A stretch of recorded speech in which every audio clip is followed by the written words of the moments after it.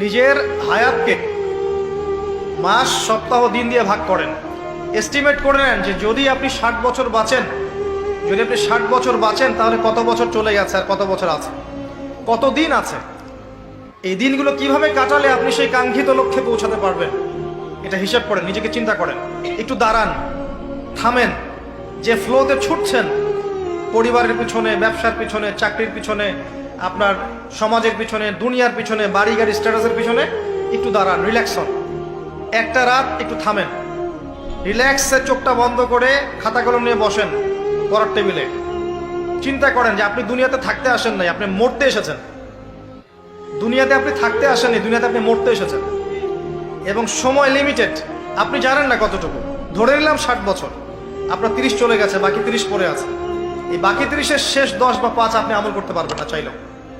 যে স্পিডে এখন করতে পারছেন ওই স্পিডে পারবেন না, পসিবল না। এখন আপনার হাতে 20-25, এটাকে দিন দিয়ে ভাগ করেন।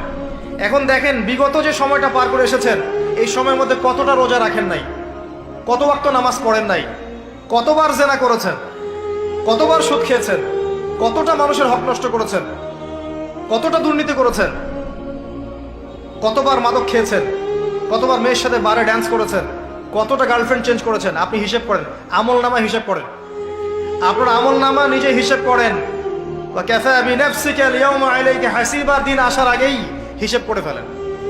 আল্লাহ পাক কিয়ামতের মাঠে উঠানোর পরে আমল নামা ছুড়ে দিয়ে বলবেন, ইকরা কিতাবাক, পড়ো তোমার বই।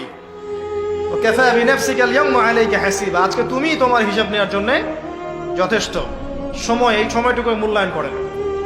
এখন আপনি যদি ডেডিকেটেড হয়ে যান, না আমি যা করেছি, আগের পাপগুলো থেকে তওবা করব, যার যার হক তাকে তাকে ফিরিয়ে দিব। কাউকে যদি গালি দিয়ে থাকে, গিয়ে বলবো ভাই আপনাকে গালি দিয়েছিলাম, আমাকে মাফ করে দেন। কারো যদি সম্পত্তি আত্মসাৎ করে থাকে, ফিরিয়ে দিয়ে বলবো যে তোমার সম্পত্তি নিয়ে নাও, যা নেওয়ার দুনিয়ায় নিয়ে নাও, পরকালে আমার জন্য দাবি রেখো না। সুদ খেয়ে থাকেন, এখনই ছেড়ে দেন। সবজি বিক্রি করে খান, তাও সুদি ব্যাংকে চাকরি করেন না। সবজি বিক্রি করে খান, তাও সুদি ব্যাংকে চাকরি করেন না। মাদক খেয়েছেন, তওবা করেন। তিরাতে খাবাল পান করানোর আগেই তওবা করে ফিরে আসেন। রোজা রাখেন নাই, হিসেব করেন কতগুলো রোজা রাখেন নাই, চেষ্টা করেন আদায় করে দেওয়ার জন্য, চেষ্টা করেন। হ্যাঁ, খালেস তওবা করলে আল্লাহ হয়তো এমনি মাফ করে দিবেন, বরং আল্লাহ গুনাহকে নেকি দিয়ে পরিবর্তন করে দিবেন, এমনটা আল্লাহ পাক ওয়াদা করেছেন। লালসাময় একটা ছিল, লোভ, মরিচিকা, মায়াজাল। এই মায়াজালে আমরা আটকে আছি, ফলে মৃত্যুর কথা আমরা ভুলে গিয়েছি। পাগলের মতো ছুটছি, আরো টাকা লাগবে, আরো খ্যাতি লাগবে, আরো যশ লাগবে, আরো দাপট লাগবে। আমার এত টাকা দিয়ে কি হবে, এত সম্পদ দিয়ে কি হবে, এত ব্যস্ততা দিয়ে কি হবে তোমার? স্টপ, থামুন, অনেক হয়েছে, আন্না, থামুন। Take a rest, take a breath, and think about death. Think that you have to go back to your Lord. একটু বসেন না, একটু ভাবেন যে আমাকে চলে যেতে হবে, এই কোলাহল, এই ব্যস্ততা, এগুলো থাকবো না আমি। সাইয়েদনা ওমর ফারুক বলেছেন, মুতু ক্বাবলা আন তামুতু, মরার আগে একবার মরো। হাসিবু ক্বাবলা আন তুহাসাবু আলাইকুম, তোমার হিসাব নেওয়ার আগে তুমি একবার নিজের হিসাবটা করো না। কাগজ বের করে একটু লিখো না, কি কি ভালো কাজ করছিলা, যেগুলো দিয়ে নাজাতের ওসিলা হতে পারে, 1 2 3, আর কি কি আকাম কুকাম করছো দেখো না, লিখে দেখো তোমার অবস্থাটা কি। মরার আগে একবার মরো। মরার আগে খাটের মধ্যে শুয়ে শটান করে চোখ বন্ধ করে একবার মরার ভান করে দেখেন কেমন লাগে। চোখটা বন্ধ করেন আর ভাবেন আপনি নাই, কি কি হতে পারে ভাবেন। আপনার ছেলে মেয়েরা কান্না জুড়ে দিবে, আপনার প্রাণের স্ত্রী বিলাপ শুরু করে দিবে, বন্ধু বান্ধবের চিৎকার আর মাতম, স্থানীয় এলাকার মসজিদে ঘোষণা, অমুক এলাকার নিবাসী অমুক ভাই, অমুকের ছেলে অমুক দুনিয়ায় নাই। সব আত্মীয়রা চলে আসবে, ফেসবুকে স্ট্যাটাস দেয়া হবে, সবাইকে জানাবে বিকাল 4টায় অমুক হাই স্কুল ময়দানে আপনার জানাজা। ছুটে আসবে, সবাই ছুটে আসবে আপনাকে শেষ বিদায় দিতে, গুড বাই জানানোর জন্য, আল ওয়াদা, বিদায় জানাতে আসবে সবাই। 4 তাকবীর দিয়ে আপনার জানাজা হবে, অশ্রুসিক্ত জানাজায় আপনার বিদায় হবে।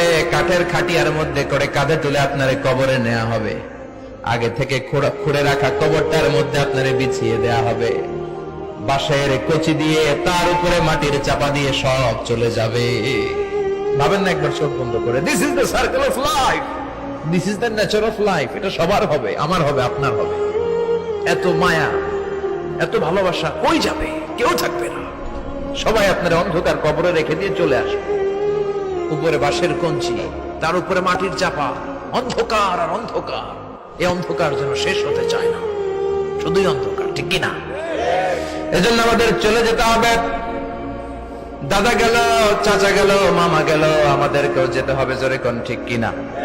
একদিন মাটির ভেতরে হবে ঘরে মন আমার, কেন বন্ধ দালান ঘর? প্রাণ পাখি উড়ে যাবে পিঞ্জর ছেড়ে,